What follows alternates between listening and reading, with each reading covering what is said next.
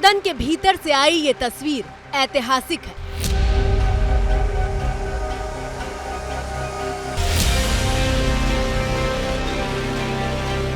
जब जब राहुल गांधी के राजनीतिक करियर की चर्चा की जाएगी, उसमें सबसे पहले इस तस्वीर का जिक्र किया जाएगा।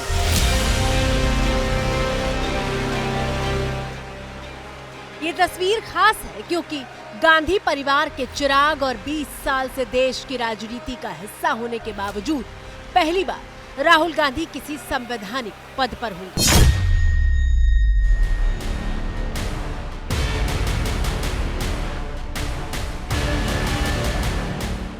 18वीं लोकसभा के लिए राहुल गांधी को नेता प्रतिपक्ष चुना गया है। राहुल गांधी प्रधानमंत्री मोदी से हाथ तो पहले भी मिला चुके हैं, लेकिन बुधवार को वो नेता प्रतिपक्ष की हैसियत से पीएम मोदी से हाथ मिला रहे थे। आपकी स्क्रीन पर मौजूद ये तस्वीरें सदन की परंपरा का एक हिस्सा हैं। कैसे, वो देखिए। ओम बिरला को 18वीं लोकसभा के लिए स्पीकर चुना गया। स्पीकर चुने जाने के बाद पीएम मोदी संसदीय कार्य मंत्री किरण रिजिजू के साथ अपनी सीट से उठकर ओम बिरला की सीट पर आकर उन्हें बधाई देते हैं।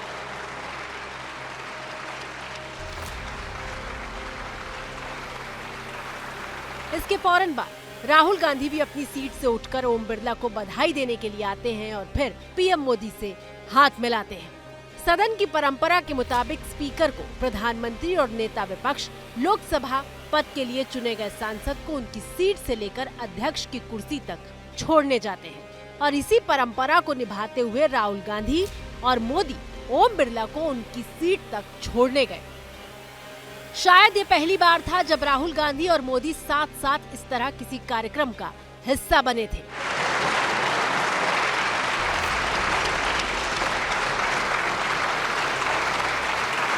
लोकसभा अध्यक्ष के आसन तक पहुंचने के बाद एक बार फिर मोदी और राहुल ओम बिरला को बधाई देकर हाथ मिलाते हैं। आपके चेयर है, आप संभालें please.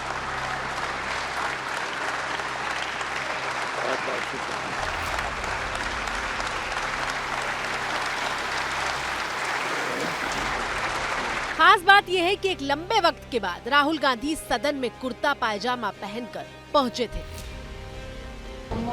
Sir, new job today as an LOP. How are you? Excited है आप सर? आप LOP के तौर पे आप नेता विपक्ष बन गए। पहला दिन है आपका Rahul ji.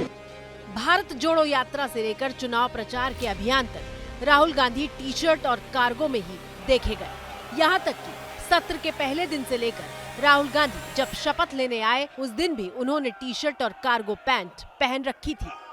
I, Rahul Gandhi, having been elected a member of the House of the People, do solemnly affirm that I will bear true faith and allegiance to the Constitution of India.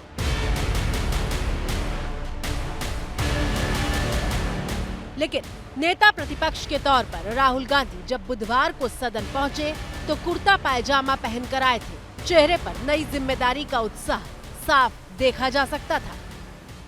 नेता प्रतिपक्ष के तौर पर राहुल गांधी ने संसद में अपना पहला वक्तव्य भी रखा। मौका ओम बिरला को स्पीकर चुने जाने पर बधाई देने का था। राहुल ने इस बात को प्रमुखता से रखा कि विपक्ष की आवाज को दबाई न जाए। I'd like to congratulate you on behalf of the entire opposition, on behalf of the India Alliance. Speaker sir, the question is not how efficiently the House is run. The question is how much of India's voice is being allowed to be heard in this House.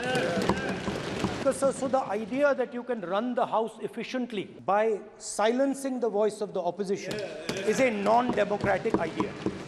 The opposition would like to assist you in doing your work. We would like the House to function often and well. Speaker sir, it is very important that cooperation happens on the basis of trust. It is very important that the voice of the opposition is allowed to be represented in this House. I am confident that you will allow us to represent our voice, to represent the voice of the people of India. विपक्ष के तमाम नेताओं ने बारी-बारी इस बात को दोहराया।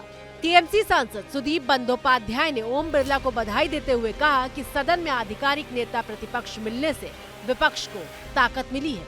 What is my impression, sir?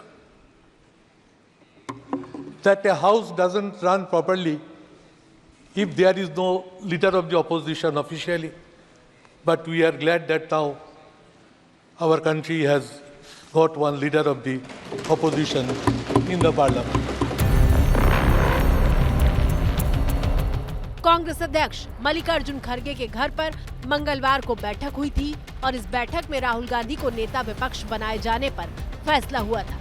To the pro-time speaker Bhartwari Mahtab, informing the decision of appointment of Rahul Gandhi as the leader of opposition in the Lok Sabha.